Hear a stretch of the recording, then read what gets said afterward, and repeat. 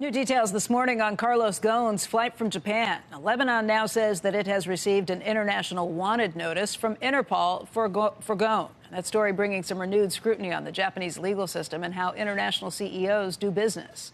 Joining us right now for more is Jeff Sonnenfeld. He's Yale School of Management's Senior Associate Dean for Leadership Studies, also a CNBC contributor.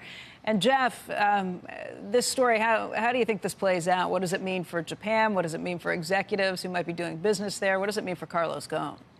Well, this is definitely the drama of the new year and the new decade. And Happy New Year, Becky.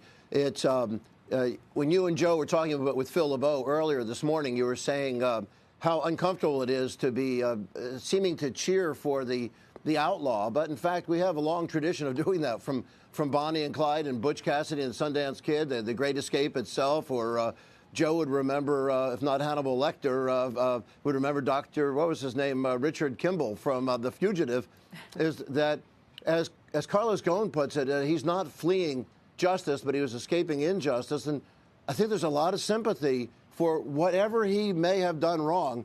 Is he was not going to be able to muster a reasonable defense with the ridiculous restrictions put on him of the solitary confinement and initially, and they can continually re-jailing him. It's 13 months, and he can't talk to his wife. He can't talk to his son. It's just absurd and hard to meet with his lawyers and to get the facts. So I think there's a lot of sympathy for this, and no extradition is going to happen from Lebanon to Japan. What does this mean for CEOs or for executives who travel to Japan? Would you warn them that things are more dangerous if they get into trouble there? Does this mean anything, or does this all kind of blow over after time? With the 99% conviction rate, which is the same as in Russia or China, obviously there's something wrong with the judicial system that the prosecutor always wins the case. And as we can see that we have a lot of countries, you were just talking about trade issues before the break with Eunice.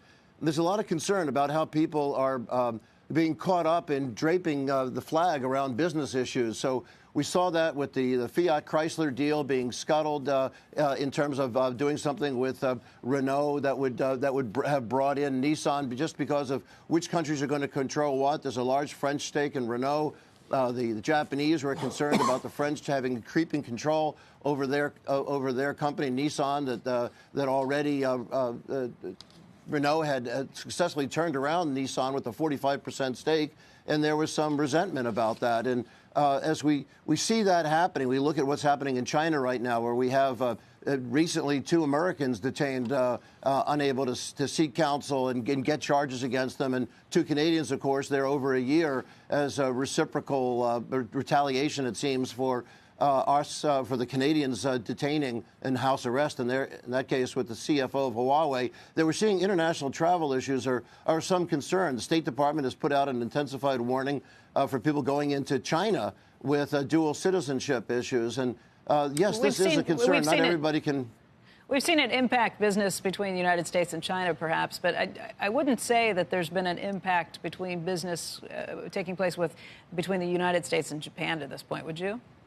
What we're seeing right now is there's a lot of public discussion just in the last 48 hours of concern about the ripple effect coming from Japan, with Japanese officials saying there has to be some reform of the legal system or companies won't be willing to put their A-team players in the country. I don't know if the B-team players will be so happy to be considered that if you're dispensable that you're being put in Japan. But it's not going to be a prime assignment if you're so worried that the only way you get out of the country is to go back in a double base instrument case of being spirited into Turkey and then into some other country. So yeah, I think there'll be a chilling effect on put A-team players into Japan unless there is some reform. And you take a look at this. This is not how the Japanese system works for Japanese. If you look at the Fukushima Daiichi meltdown, where there's tremendous casualties coming out of that nuclear reactor problem, or Takata airbags, we didn't see this kind of punishment happening. Those guys weren't held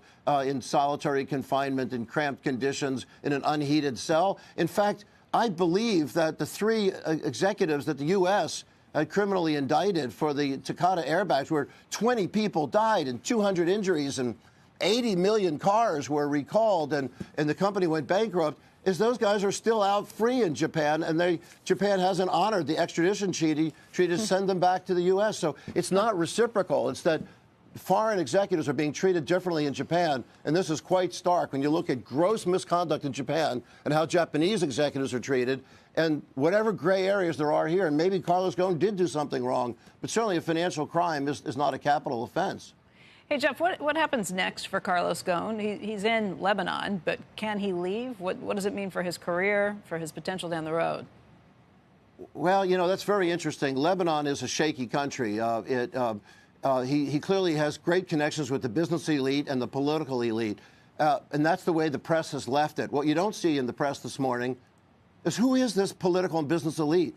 What's that relationship going to be with Hezbollah? Is that it's hard to get a lot done in Lebanon without Hezbollah behind you. Carlos Ghosn is not political in that nature, and I don't know how he's going to navigate that, but he is a folk hero there. Who knows? Maybe he will have a future in politics there. He certainly won't go to France because passing over countries that could extradite him. France claims, we won't honor any extradition. We don't extradite our nationals because he's a national of 3 different countries, passports of Brazil, France, and Lebanon. He's better off just staying in Lebanon.